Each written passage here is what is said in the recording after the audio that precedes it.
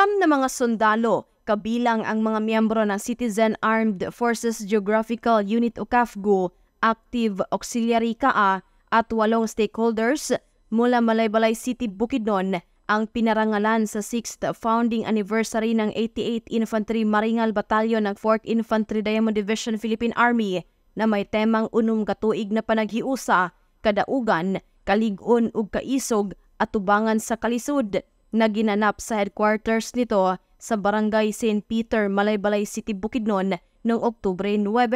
Mismong si 4ID Commander Major General Jose Maria R. Cuerpo II ang nagpin ng Military Merit Medal Awards sa outstanding personnel ng 88th IB at sa mga kaas dahil sa kanilang pambihirang pagganap sa tungkulin at tagumpay sa labanan sa naganap na engkwentro kamakailan laban sa komunistang teroristang grupo noong Setyembre 8 taong kasalukuyan na naging dahilan ng pagkasamsam ng isang AK-47 rifle, isang M1 Garand rifle at iba pang gamit pandigma. Samantala, binigyan naman ng plaque of recognition ang mga piling stakeholders dahil sa kanilang patuloy na suporta at pakikipagtulungan sa peace campaign ng 88th IB na kung saan ay naging mahalaga at makabuluhan para sa pangangalaga ng kapayapaan at kaunlaran sa lalawigan ng Bukidnon.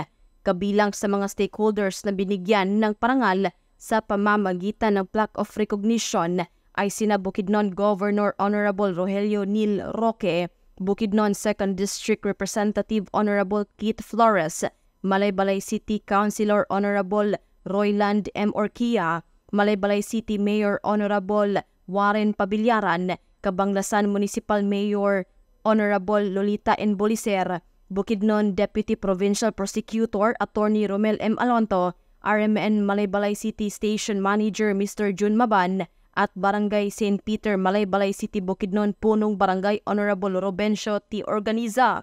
Sa mensahe ni Major General Cuerpo II, pinuri nito ang dedikasyon at pagkakaisa ng tropa ng 88th IB sa mahusay na pagganap sa kanilang tungkulin sa ilalim ng pamumuno ni 88th IB Commanding Officer Lieutenant Colonel Eric G. Dimaala na humantong sa iba't ibang tagumpay ng naturang unit.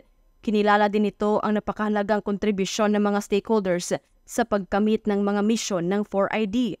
Samantala, hinikayat din niya ang mga kasundaluhan na manatiling nakatuon sa kanilang misyon at magsilbing inspirasyon sa lahat ang naturang parangal na lalo pang magsumikap at higit pang pagbutihin ang tungkulin upang mas mapabilis ang pagkamit ng kapayapaan at kaunlaran para sa ikabubuti ng komunidad. Napapanahong balita, serbisyo publiko para sa Pilipino. Ella Rivera, 4ID News.